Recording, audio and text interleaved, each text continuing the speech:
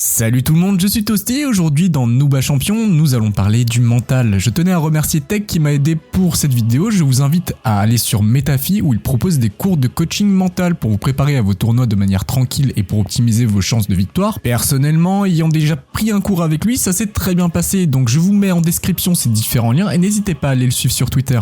Dans Super Smash Bros Ultimate, en tant que compétiteur, il y aura 3 socles qui seront indissociables de chaque jeu de combat. L'exécution, savoir bien faire ses combos, la connaissance qui se forge dans l'apprentissage des match-ups ou du jeu en lui-même, et le mental. C'est quoi le mental? Bon, déjà c'est un truc qu'on ne voit pas et qui se mange pas. Le mental pourrait être caractérisé comme fonction intellectuelle. Il y a beaucoup de choses qui peuvent jouer sur votre mental, comme une mauvaise note, une remarque négative ou un 0 to death de Luigi. À ce moment, vous ressentez des émotions négatives qui peuvent frustrer votre concentration et vos performances. Pour être plus clair, vous avez envie de vous tirer une balle. Bien sûr, il faudra pas en arriver jusque là, il y a aussi des émotions positives, comme le fait de gagner une partie en tournoi contre un joueur plus fort que vous.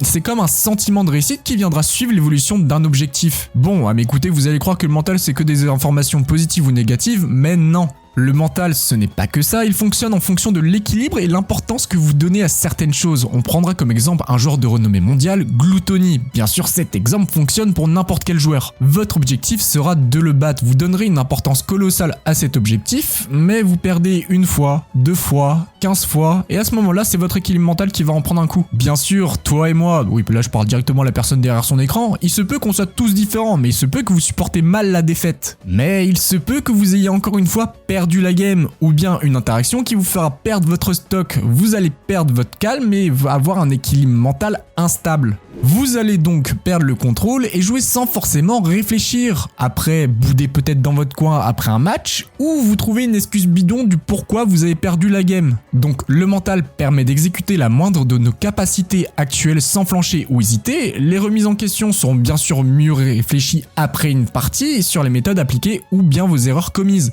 Mais le mental pourra être considéré aussi comme notre pire ennemi. Dans un sens, vous allez plus le voir partir que vous ramener la victoire. Et beaucoup de joueurs ne chercheront pas à comprendre c'est quoi le problème. Car ces personnes ne se remettent pas forcément en question. Et là vient le premier problème, l'ego. Reprenons notre exemple Gluttony après 30 défaites contre lui. Vous pouvez vous en prendre qu'à vous-même. Mais après la game, vous lui dites de toute façon, si tu gagnes, c'est que tu joues un personnage top tier. Sans waft, j'avais gagné la game. Grosse erreur de votre part de lui dire ça, car si vous perdez la game, c'est de votre faute. L'ego peut être dû à un manque de confiance en soi, à croire que vous êtes le centre du monde, ou bien à la vie. Certes, mettre son ego de côté est un peu difficile, mais si vous voulez progresser, il faudra le faire. Car même si l'ego n'a pas que du négatif, il pourra s'avérer comme un boost ou bien un ralentisseur dans votre apprentissage et votre performance, ou bien même un panneau stop. Donc oui, l'ego empêche d'avoir des pensées rationnelles et empêche le développement personnel. Beaucoup de joueurs ne réfléchissent pas à la suite de leur match et continuent d'avoir des pensées négatives en devenant pessimistes par la suite. Pour faire clair, vous êtes considérés comme des rageux à critiquer le joueur ou son personnage et au pire, vous lancez votre manette par terre. Mais même si l'ego peut être bon comme mauvais, il y aura aussi des interférences qui pourront jouer contre vous et votre performance, car par exemple la fatigue due à un manque de sommeil ou une fatigue oculaire, ou même la pression quotidienne, le travail, le manque d'argent, les problèmes familiaux, etc. Tout ça influe énormément sur votre jeu. Donc imaginez votre Gluttony tweet quelque chose qui peut vous embarrasser pendant un gros tournoi.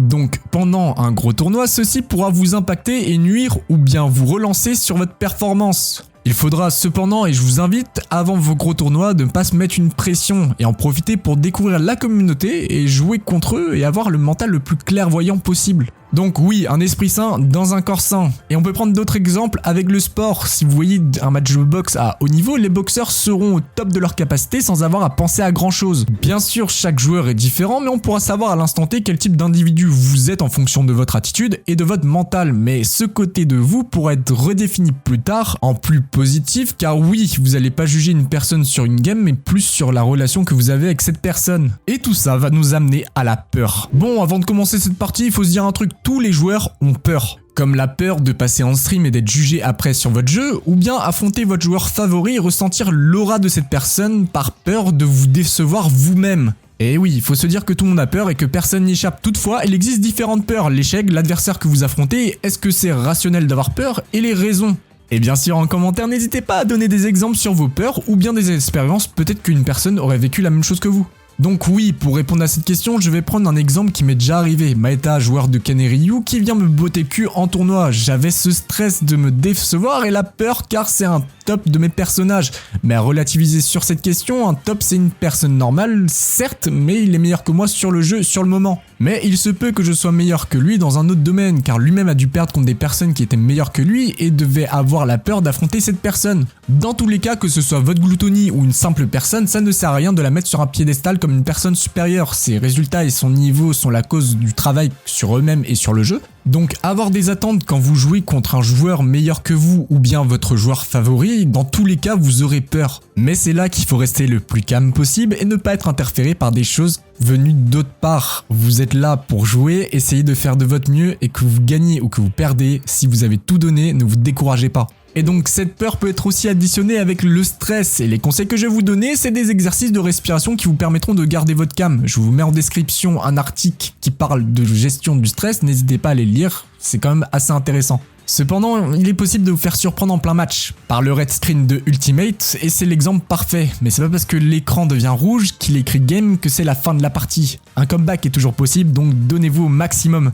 Finalement, le mental c'est une préparation pour être prêt à un événement. Mangez sainement et n'hésitez pas à free play avant vos tournois. La préparation est super importante pour être constant sur votre jeu. Voilà, j'espère que cette vidéo vous aura plu. N'hésitez pas à vous abonner et à liker la vidéo. Je tenais aussi à remercier Tech et puis n'hésitez pas à le suivre sur le réseau, tout est en description. Dans cette vidéo, on a parlé du socle du mental et la prochaine fois on essaiera de se concentrer plus sur l'exécution ou sur la connaissance. Donc sur ce, je vous dis peace et à la prochaine.